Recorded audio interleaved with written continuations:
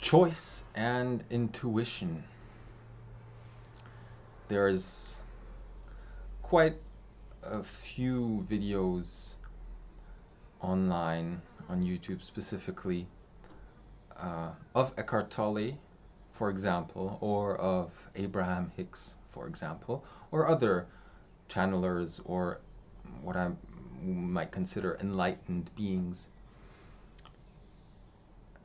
regarding choice, where people are asking about choice, how best to make choice, what to do when you have difficulty making a choice, and what to do about indecision.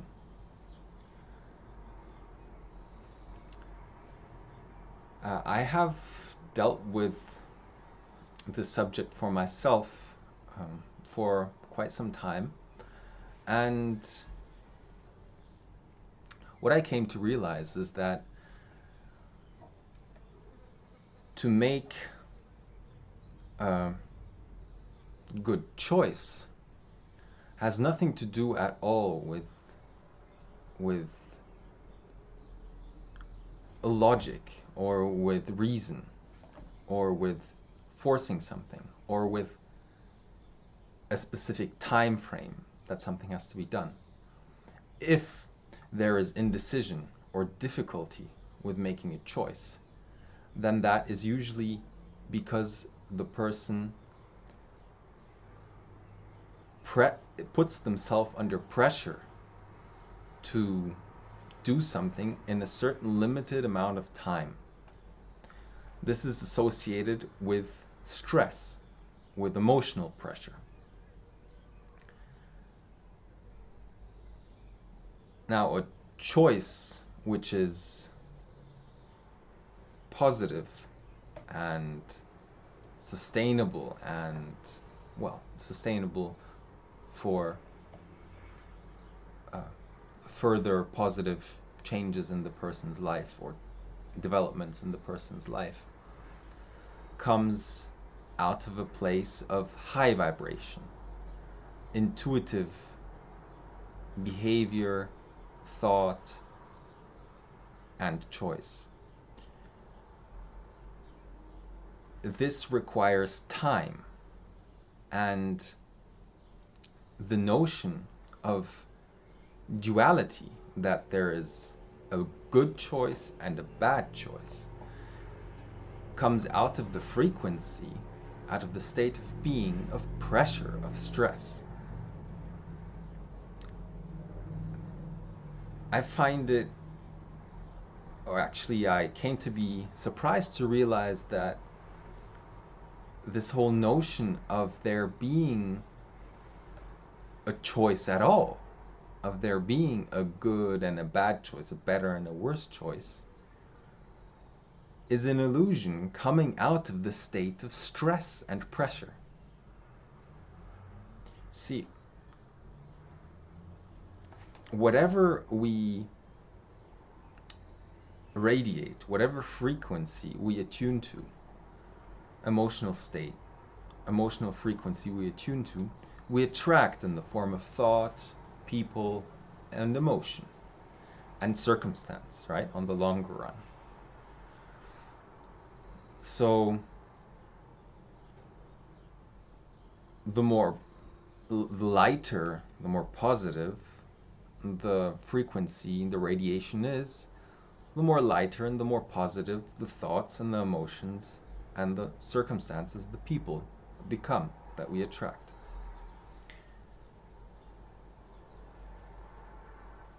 The difference between intuitive thinking and fast-paced, logical, reasoned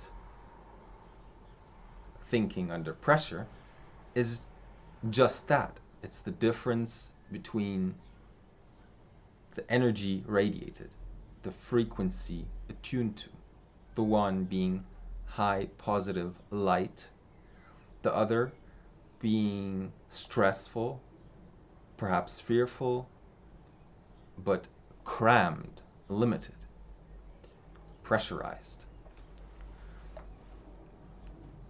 So the higher the frequency, the more intuitive the whole system can think, feel, and act. And the more the whole concept of duality or choice between two options dissolves. The more the whole concept of better and worse dissolves. Now, yes, of course, there may be several options which come to mind at any given moment in time. But the whole notion that there has to be a choice between different options comes out of the stressful, reason-oriented, logical, pressure-driven, stress-driven mindset. What is necessary for intuitive behavior, which really dissolves all notion of choice naturally, is flow and time. And in that, there is no necessity to choose one thing and exclude another. Whatever comes to mind for a reason.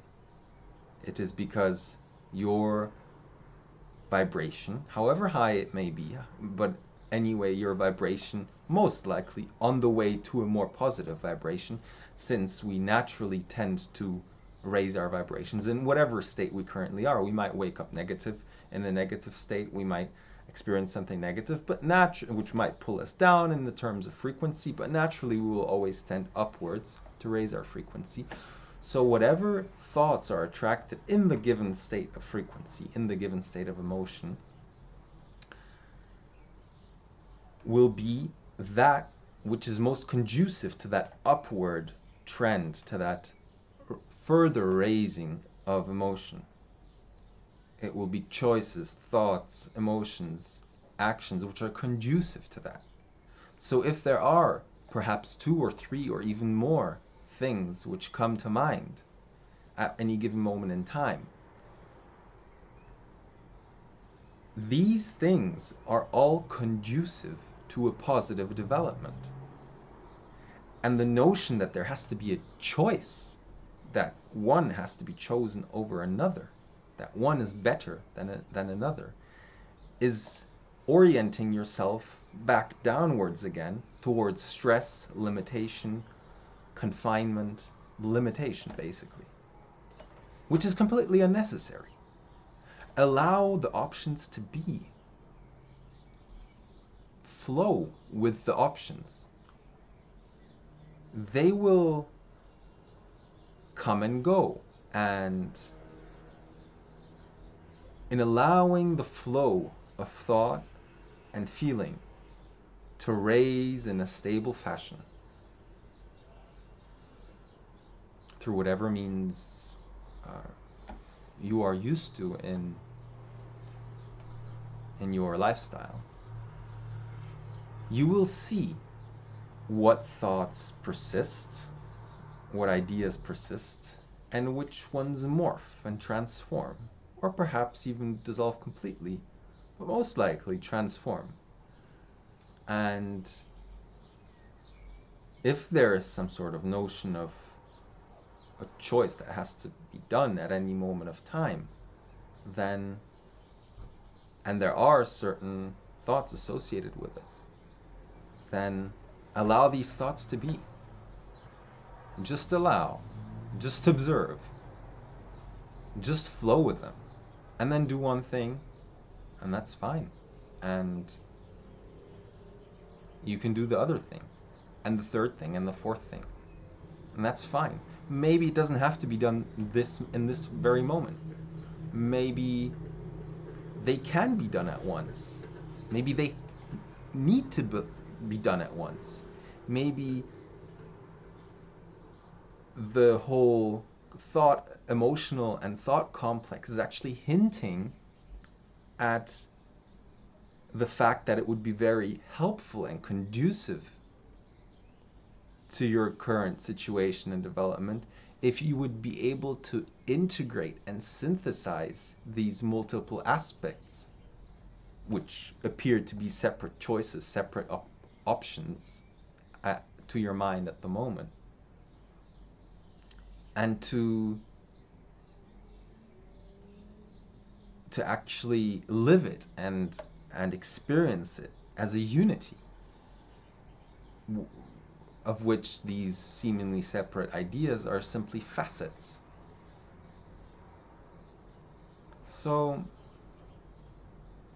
forget about that notion of choice, that stress associated with it, that limitation, that pressure. Because the whole notion of choice, of duality, of something better and worse, comes out of that very state of being, of emotion, of stress, limitation, pressure. And true intuitive life and being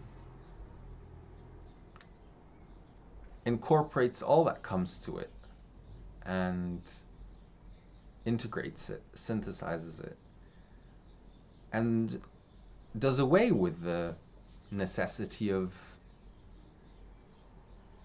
choice in the sense of limiting yourself to one or the other thing. There's always a choice of perception, of vibration.